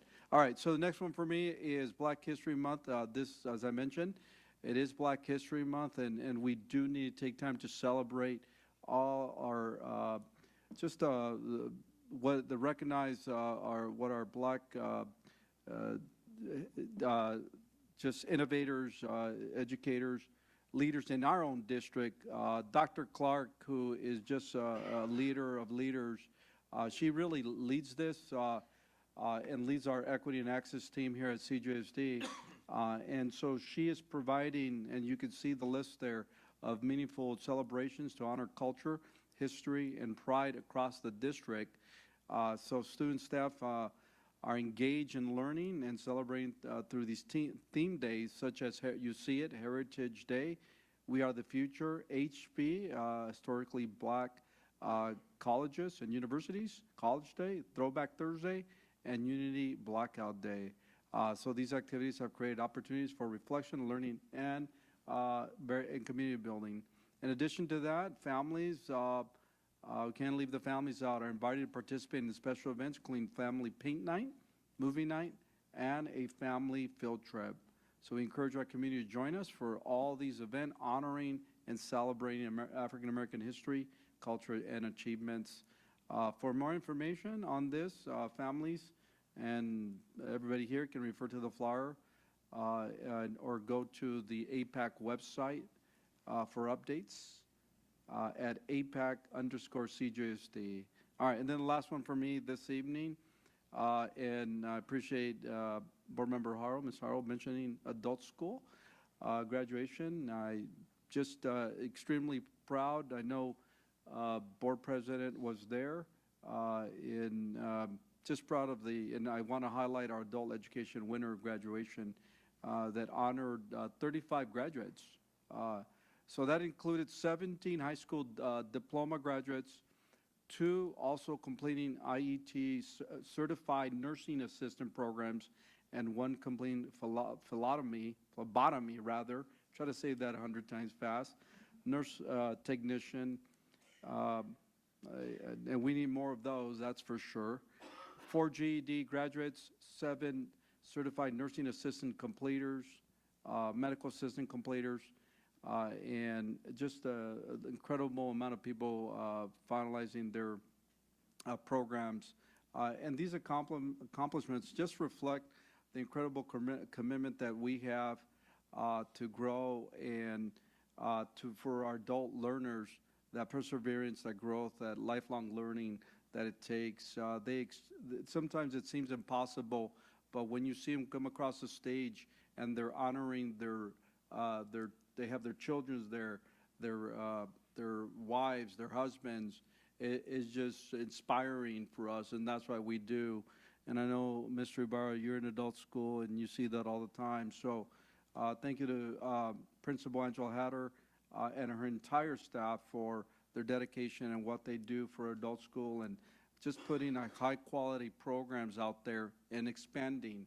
So we're very lucky to have Principal Hatter leading that.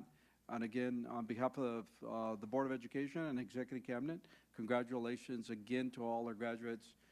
We wish you continued success and just continue to get out there and grow and build on that career and thrive. So with that, Board President, this is throw it back at you. Thank you for that report, Superintendent. Okay, now we are moving on to board member comments. Board Member Dan Flores. No comment. Thank you. Board Member Sandoval. Board Member Ibarra. No comment either. Board Member Haro. Have a comment. I want to share some exciting news. You know, we love all of our staff, but I have one special honoree. This teacher is from, and I have notes, so bear with me. He is from Terrace Hills Middle School, and he won the Teacher 2026 Disney's Imagination Campus Teachers Sweepstakes. It's in conjunction with the TV show Abbott Elementary, which is about kids and teachers and what they go through.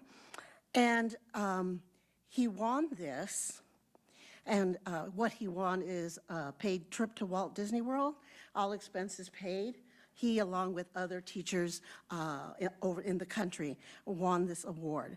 So I'm going to read to you what he, SELPA has interviewed him because they were a big part of it. And I apologize, the print is really small and I can't make it bigger.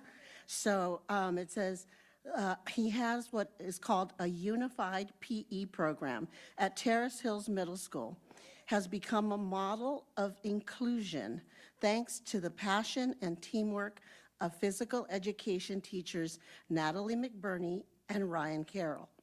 The fourth period class brings together general education students, known as leaders, with students who benefit from additional support, respectfully called friends.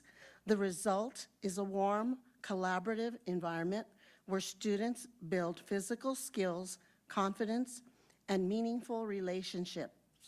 What makes the class stand out is the thoughtful way leaders support their friends.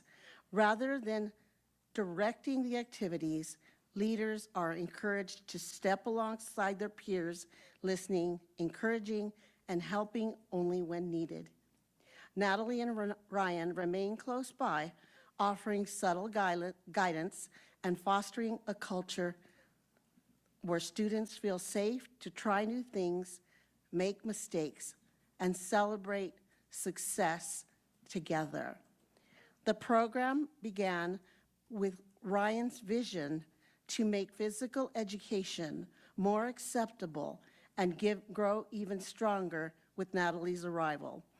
Together, they have expanded their curriculum and strengthened a class-wide culture rooted in empathy and teamwork.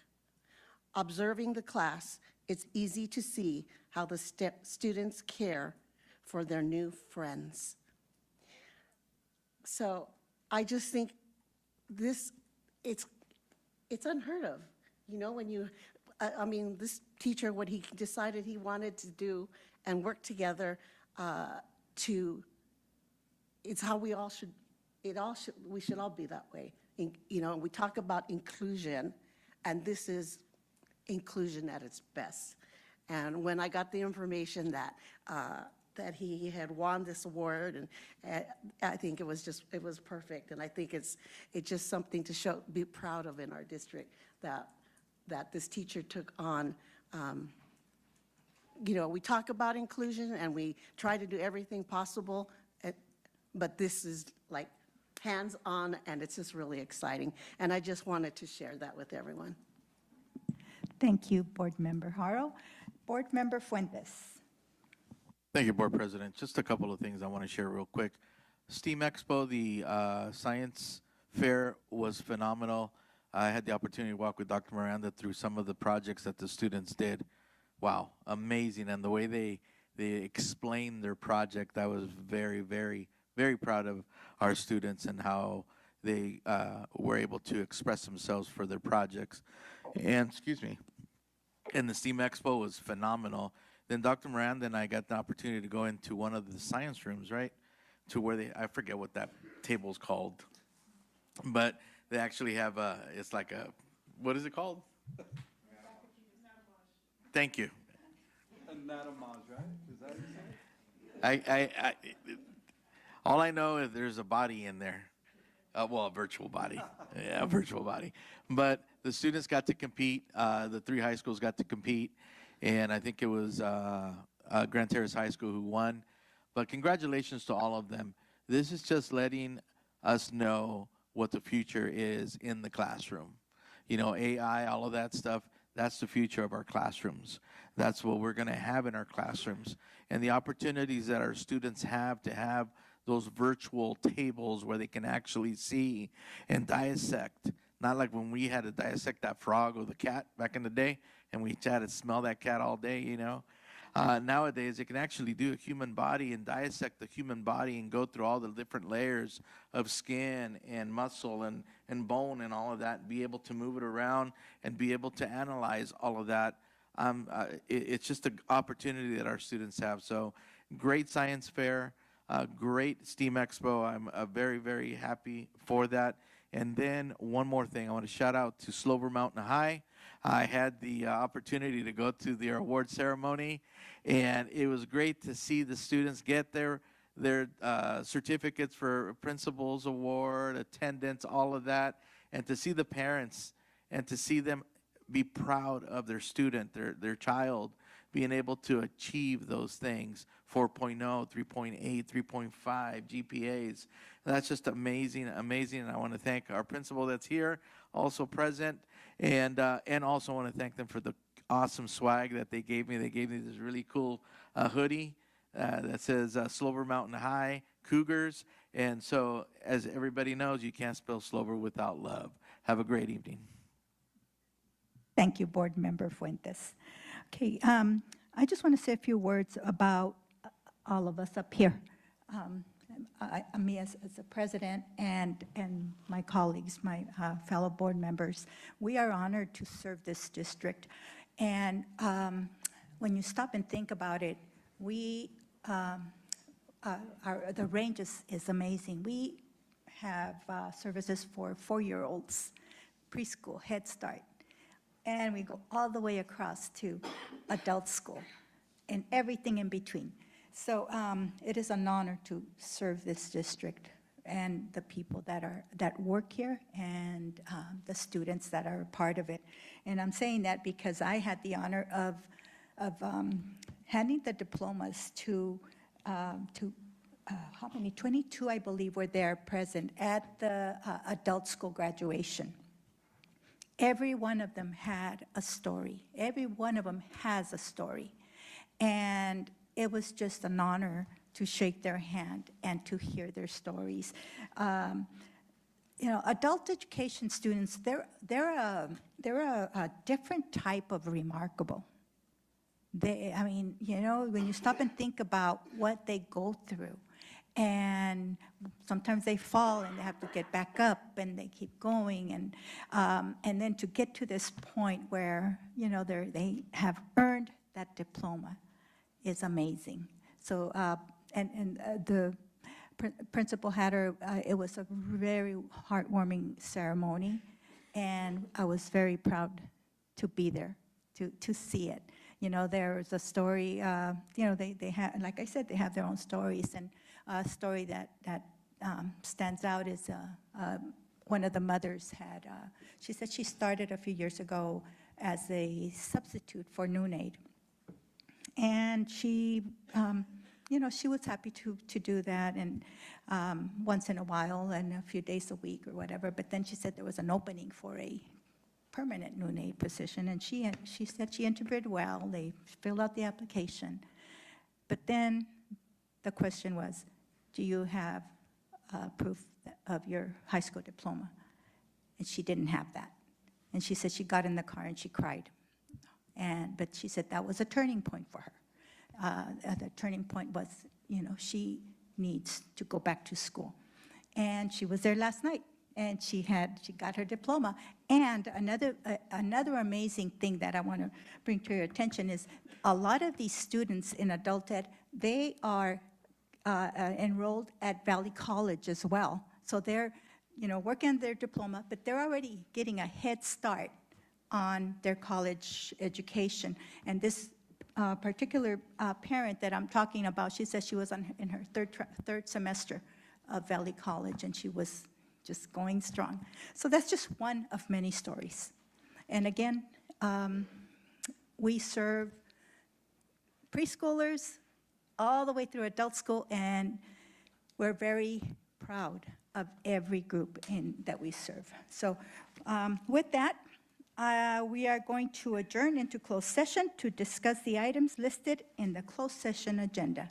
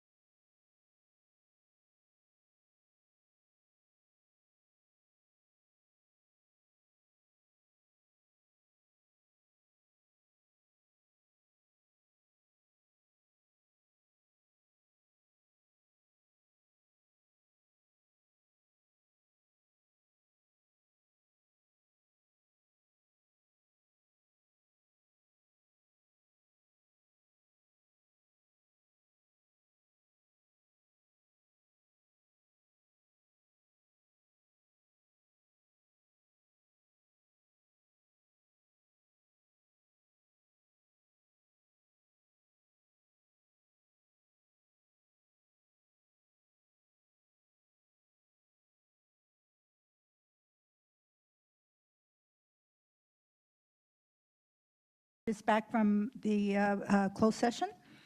We are now in public session, continuing 11.1, student discipline.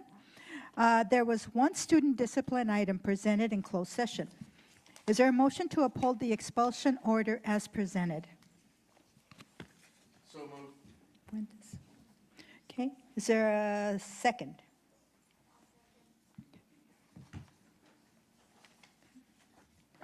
Okay, I have a motion by Board Member Fuentes and second by Board Member Sandoval to uphold the expulsion order as presented. All those in favor? Aye. Nays? Okay.